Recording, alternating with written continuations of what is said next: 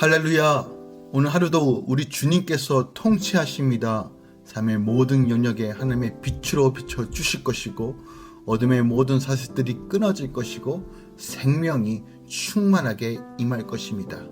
오늘도 믿음으로 바라보며 함께 기도하며 예배하며 나아가길 원합니다. 10월 5일 화요일 아침 예배 성삼위 하나님께 올려드립니다. 우리 다 함께 사도신경으로 신앙을 고백하며 이 아침을 시작하기 원합니다. 전능하사 천지를 만드신 하나님 아버지를 내가 믿사오며 그 외아들 우리 주 예수 그리스도를 믿사오니 이는 성령으로 잉태하사 동정녀 마리아에게 나시고 본디오 빌라도에게 고난을 받으사 십자가에 못 박혀 죽으시고 장사한 지 사흘 만에 죽은 자 가운데서 다시 살아나시며 하늘에 오르사 전능하신 하나님 우편에 앉아 계시다가 저리로서 산자와 죽은 자를 심판하러 오시리라.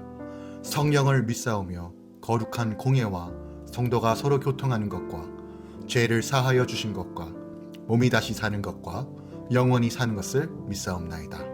아멘. 오늘 하나님의 말씀은 에스겔 29장 13절부터 21절까지입니다. 에스겔 29장 13절부터 21절까지입니다. 주 여호와께서 이같이 말씀하셨느니라. 40년 끝에 내가 만민 중에 흩은 애굽 사람을 다시 모아 내되 애굽에 사로잡힌 자들을 돌이켜 바드로스 땅 곧 그 고구 땅으로 돌아가게 할 것이라. 그들이 거기에 미약한 나라가 되되 나라 가운데 지극히 미약한 나라가 되어 다시는 나라를 위해 스스로 높이지 못하리니 내가 그들을 감하여 다시는 나라들을 다스리지 못하게 할 것임이라. 그들이 다시는 이스라엘 족속의 의지가 되지 못할 것이요 이스라엘 족속을 돌이켜 그들을 바라보지 아니하므로 그 제약이 기억되지 아니하니니 내가 여호와인 줄을 그들이 알리라 하셨다 하라. 27째 해 첫째 달 초하루에 여호와의 말씀이 내게 임하여 이르시되 인자야 바벨론의 느부갓살 왕이 그의 군대로 두로를 치게 할 때 크게 수고하여 모든 머리털이 부지러졌고 모든 어깨가 벗어졌으나 그와 군대가 그 수고한 대가를 두로에서 얻지 못하였느니라. 그러므로 주 여호와께서 이같이 말씀하셨느니라. 내가 애굽 땅을 바벨론의 느부갓살 왕에게 넘기리니 그가 그 무리를 잡아가며 물건을 노략하며 빼앗아 갈 것이라. 이것이 그 군대의 보상이 되리라. 그들의 수고는 나를 위하여 함인즉 그 대가로 내가 애굽 땅을 그에게 주었느니라. 주 여호와의 말씀이니라. 그날에 나는 이스라엘 족속에게 한 뿔이 돋아나게 하고 나는 또 내가 그들 가운데서 입을 열게 하리니 내가 여호와인 줄을 그들이 알리라. 아멘. 하나님의 말씀입니다. 오늘 하나님의 말씀은 마지막 7번째로 유다로 하여금 하나님 대신 믿고 의지하게 하였던 애굽에 대한 심판의 내용이 담겨져 있습니다. 그리고 그 후에 두로 심판의 집행에 대한 품삯으로 바벨론의 애굽 정복 허락 예언이 기록되어 있습니다. 그 내용을 조금 더 상세하게 다루면요. 13절부터 16절까지는 애굽은 이스라엘이 바벨론에 대항하고자 의지하던 갈대 지팡이였습니다. 애굽은 우리가 하나님의 말씀에 끝까지 순종하지 못하게 하는 세상의 부요함과 강성함을 상징합니다. 이 땅에서 우리가 의지하는 모든 것은 결국 심판을 받아 황폐해지고 흩어짐을 당하게 됩니다. 그럼에도 하나님은 애굽에게 스스로 높이지 못할 미약하고 제한적인 회복을 주겠다고 약속하십니다. 하나님의 은혜가 심판받는 이방인들에게도 임하는 것입니다. 이생의 자랑과 안목의 정욕을 우상 삼고 의지하는 나에게 애굽의 심판과 미약한 회복의 예언은 오직 하나님만 의지하고 바라보게 하시는 하나님의 은혜의 메시지라는 것을 우리가 늘 기억해야 할 것입니다.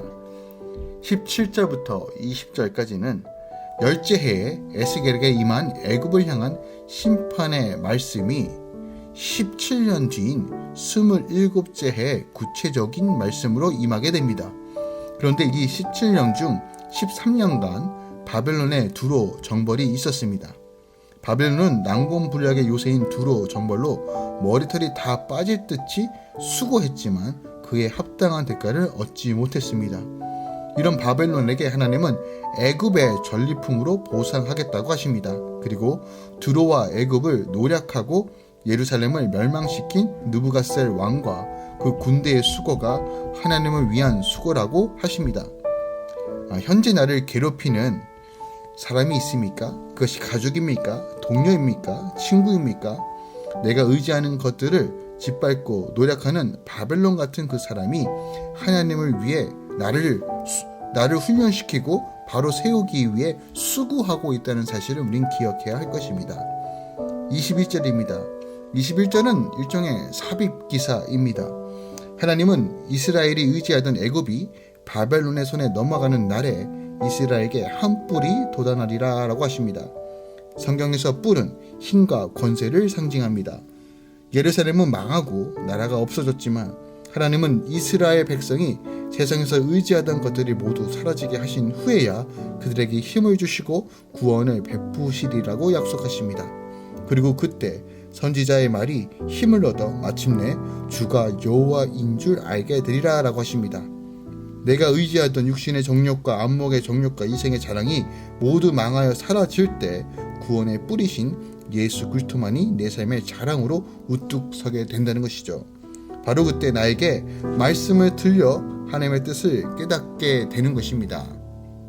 오늘 본문 말씀 통해서 우리가 더 깊이 묵상해야 될 말씀이 무엇이 있을까요? 16절 말씀 한 번 더 보기 원합니다.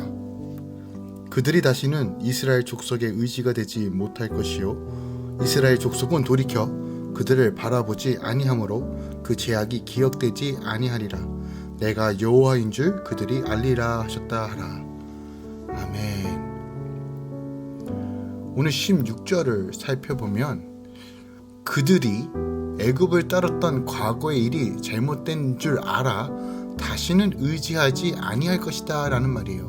그러니까 이스라엘 백성들은 하나님께서 애굽을 심판하였다가 회복하시되 다시는 다른 나라를 다스릴 수 없는 미약한 나라로 만드시는 과정을 보게 될 것이고 과거 자신들이 애굽을 의지한 것이 얼마나 허망한 일인지 뼈저리게 깨우치게 될 것이란 말입니다. 그리하여 자신들의 잘못을 깨닫고 다시는 그들을 의지하지 않게 될 것이란 말이에요. 우리는 이러한 본문의 말씀을 통하여 하나님께서 과거 그토록 강성하며 교만하였던 애굽을 미약하게 만드신 이유를 분명히 알게 됩니다.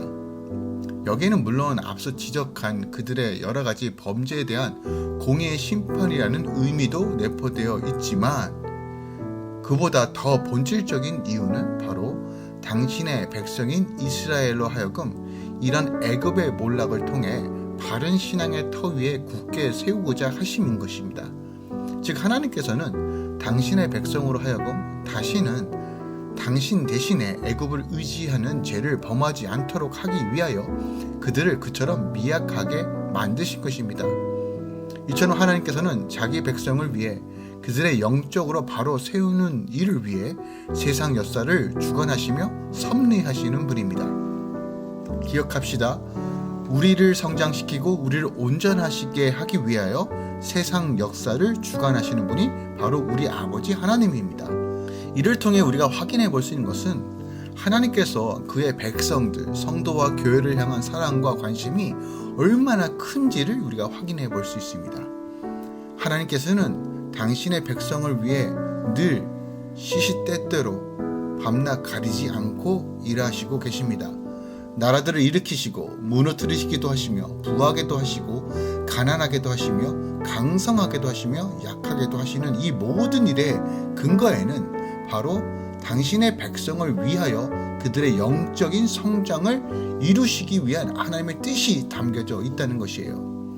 한 나라의 흥망성쇠 뿐이겠습니까? 성경을 보면요, 하나님께서는 여호수아가 가나안 연합군과의 전쟁에서 완전한 승리를 위해 해와 달을 기브온과 아하론 골짜기에 머물 것을 구한 바 있습니다. 이 역시도 그대로 이루어 주셨습니다. 또한 히스기야의 질병 치료와 관련하여 하나님께서는 그에게 응답을 확신치시고자 일령병의 해 그림자를 뒤로 물러나게도 하셨습니다. 이게 무슨 말입니까? 바로 당신의 백성의 영적인 성장을 위해서라면 나라들 뿐만이 아니라 천지지변까지도 멈추게 하시고 되돌리게 하시는 것이 바로 하나님의 능력이라는 거예요. 하나님께서는 세상의 모든 일을 당신의 백성을 그 중심에 두고 섭리해 가십니다. 우리가 세상에서 이루어지는 일들을 보면 강한 나라가 강하고 힘이 있는 사람들을 중심으로 움직이고 이루어지는 것처럼 보입니다. 하지만 그것은 표면적으로 나타나는 현상일 뿐입니다. 고대 군동의 역사만 봐도 바벨론이나 애굽이 역사의 중심축에 있는 것처럼 보입니다. 이스라엘은 열강의 틈바구니 속에서 이리저리 채이며 역사의 변두리에 있는 것처럼 보여요. 그러나 사실은 그렇지 않았습니다. 바벨론의 강성함과 군동의 제패도, 강성하였던 애굽의 몰락도 다 선민 이스라엘을 중심으로 이루어진 것입니다. 그처럼 성도들은 세상에서 역사의 변두리에 있는 것처럼 보이지만 사실은 역사와 모든 일의 중심에 서 있는 것입니다. 성도와 교회가 바로 이 역사의 중심에 서 있다는 것이에요. 왜요? 하나님께서 그렇게 하시기 때문에 그래요. 세상에서 일어나는 모든 일이 모두 성도와 교회 중심으로 일어난다는 것이에요. 우리가 이 사실을 분명히 깨닫고 확신을 갖고 주님을 신뢰함으로 나아가야 합니다. 갈수록 악해지는 이 세상, 온갖 불의와 또한 불법이 판을 치고 비진리가 진리로 둔갑하는 이 시대, 거짓 복음이 판치는 이 시대, 어둠의 권세가 득세하는 이 시대, 이 가운데서 우리는 당당하게 의를 행할 수 있는 이유, 하나님의 뜻을 따라 선한 믿음의 길을 가야 할 이유가 바로 여기에 있습니다. 역사의 주관자신 하나님께 당신의 백성 곧 우리를 중심으로 우리의 영적 성장을 위해 범사로 행하시고 인도하시는 그 하나님을 믿는다면 우리는 오늘도 믿음으로 나아갈 수 있습니다. 오늘 이 아침에 오늘 이 애굽의 심판 또한 하나님께서 이 바벨론을 향한 이 심판의 메시지를 통해서 역사의 주관자가 하나님이시며 우리 삶의 모든 것들을 인도하시는 분신 우리 아버지라는 것을 믿음으로 바라보며 함께 주님을만 의지하며 믿음으로 걸어가는 하루 되기 예수 그리스도의 이름으로 부탁드리고 축원드립니다. 기도하겠습니다. 주님 감사합니다. 살아 역사하시는 하나님을 찬양합니다. 개개인의 모든 인생을 책임지시고 인도하시며 우리가 온전하게 성장하고 성숙할 수 있도록 수단과 방법을 가리지 않고 인도하시는 그 아버지를 바라봅니다.